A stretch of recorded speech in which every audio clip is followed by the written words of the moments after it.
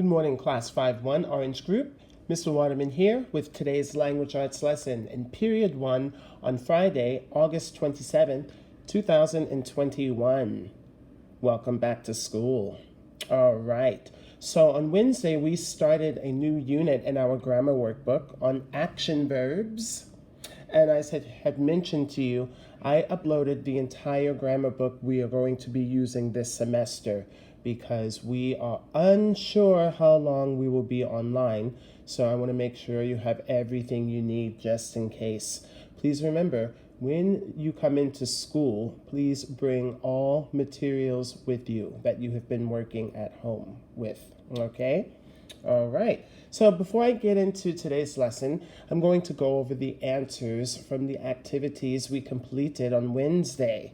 That was on pages 65 and 66. Let's review the concepts we learned. On Wednesday, we learned a verb is a word that shows what the subject of a sentence does or is.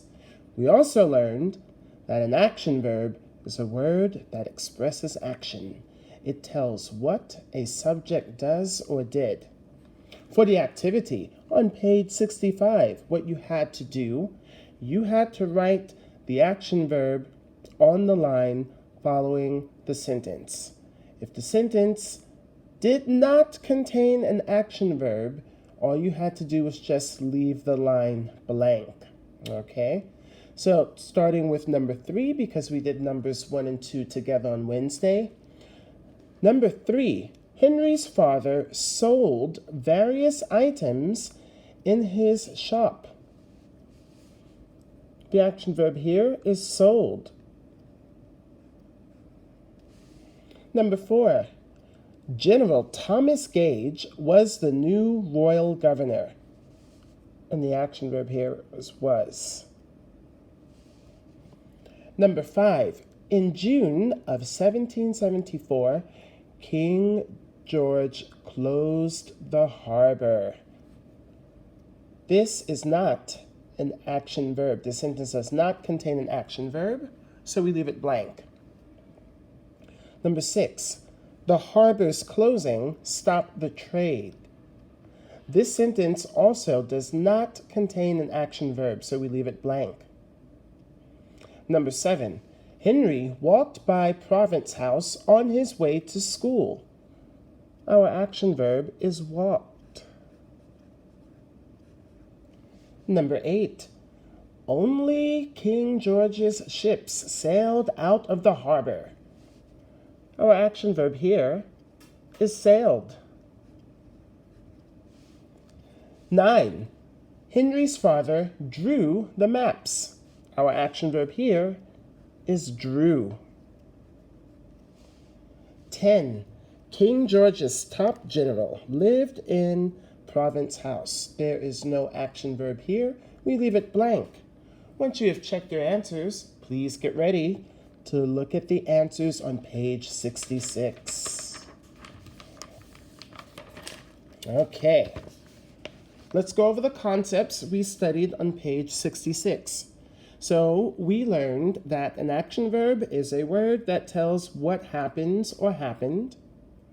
We also learned a verb must agree with its subject.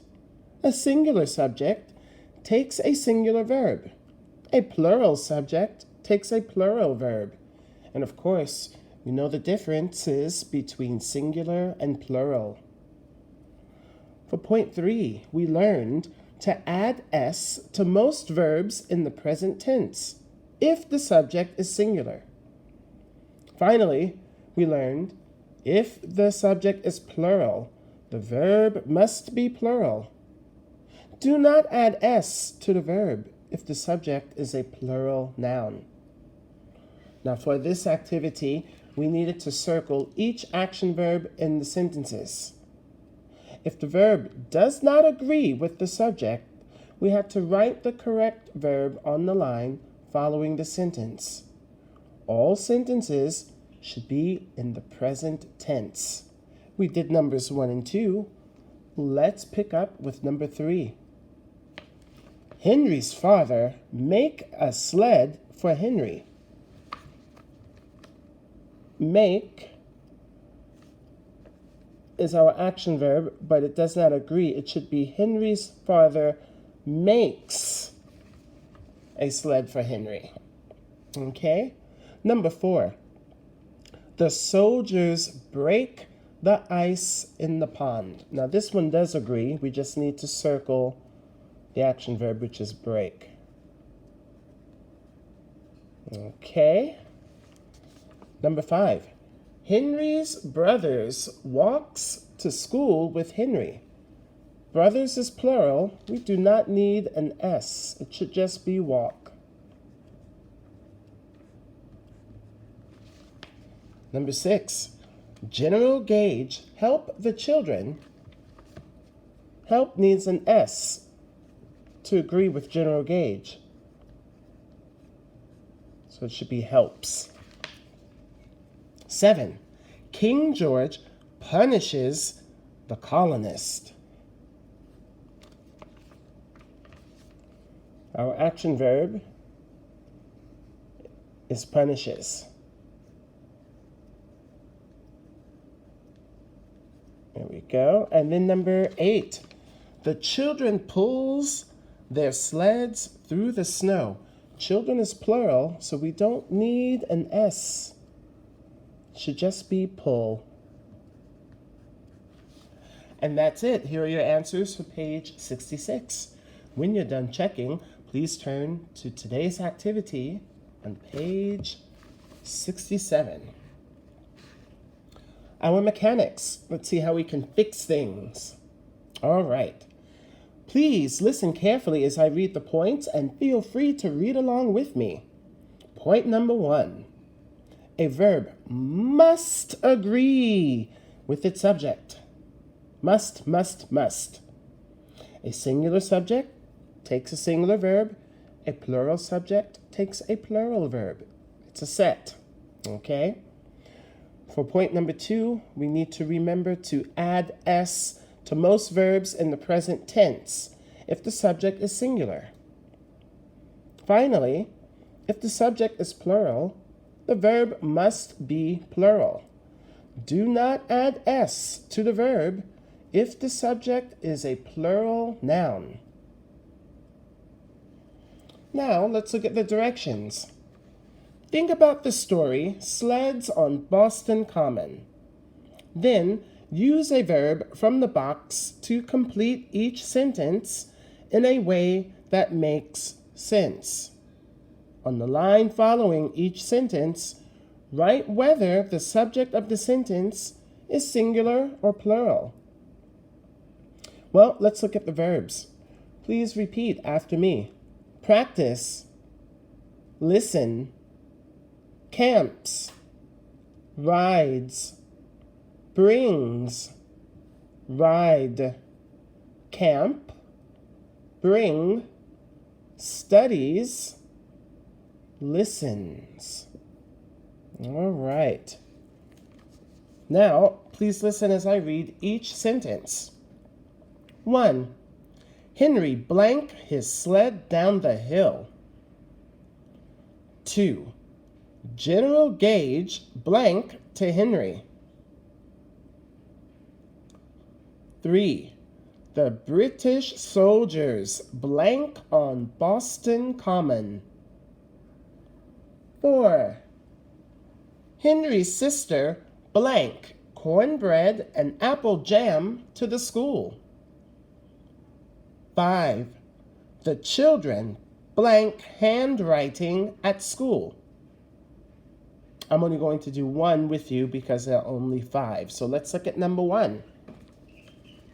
Henry blanked his sled down the hill. I'm going to say Henry rides, R-I-D-E-S, and I'm going to cross it out. Rides his sled down the hill. Now, is the subject of this sentence singular or plural? Well, Henry is only one person, so the subject is singular. And that takes care of that. Please do numbers 2 through 5 on your own. When you're done, turn to the next page. Do you know what it is? It's always my favorite page in the grammar workbook. If you guessed that it's the proofreading page, that is correct. Told you it was going to be fun. All right. Proofreading, Mr. Waterman's favorite activity. Point 1. Be sure that the verb agrees with the subject. Point 2.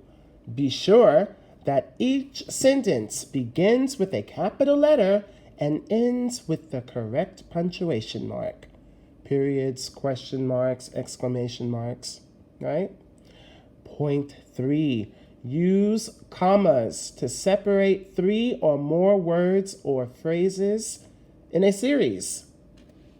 Please listen to the directions. In the passage below, circle verbs that don't agree with their subjects. Also, circle mistakes in spelling, capitalization, or punctuation. Then, rewrite the passage, adding commas where needed. Please listen and read along. The sun rests over the still water. Henry, Joshua, and Nathan sit at the edge of the pier and gaze out at the empty sea. The only movement in the harbor is at the far end, where British soldiers are getting a ship ready to sail. Joshua, the youngest man in the group, reached into his pockets. I have no money, he announces to Henry and Nathan. Nathan looks at Joshua and says, None of us has money. Henry runs his fingers through his gray hair and says, We need to get back to work. He pauses and looks out at the sea. At the sea? We need our harbor back. There are so many mistakes in this passage. Were you able to find them all as I was reading? I hope so. Let's do a few together. So remember to indent. The first mistake is the sun rests. It should be the sun rests over the still water. So I'm going to write it. That sounds quite peaceful. I wish I were at the beach right now. It's very hot outside. I would love to see the sun over the water. Next, Henry, Joshua, and Nathan sit at the edge of the pier and gaze out at the empty sea. Joshua is a name that needs to be a capital J. We need a comma after Joshua. Okay? And Nathan sit at the edge of the pier and gaze out at the empty sea. That's fine. So we'll write Henry, comma, Joshua, comma, and Nathan. Sit at the edge of the pier and gaze out at the empty sea. That also sounds really peaceful. Okay, so I have done the first couple of sentences for you. I'm going to let you get on with the rest of the activity, find all the mistakes that you can, and rewrite the rest of the paragraph. And that's it for today's grammar lesson. I won't see you until Tuesday of next week when we have class. So remember, if you have any questions, feel free to email me or send me a message on Class Dojo. Please remember to complete all of the work, because when we come into school, I want you to bring everything in with you. That's the only way you're going to get full credit, If you email it to me, that's fine. I can print it off and check it, but I still want you to bring everything into school with you, okay? Take care, stay safe, be well, and I will see you in just a few moments in period 2. Bye-bye for now.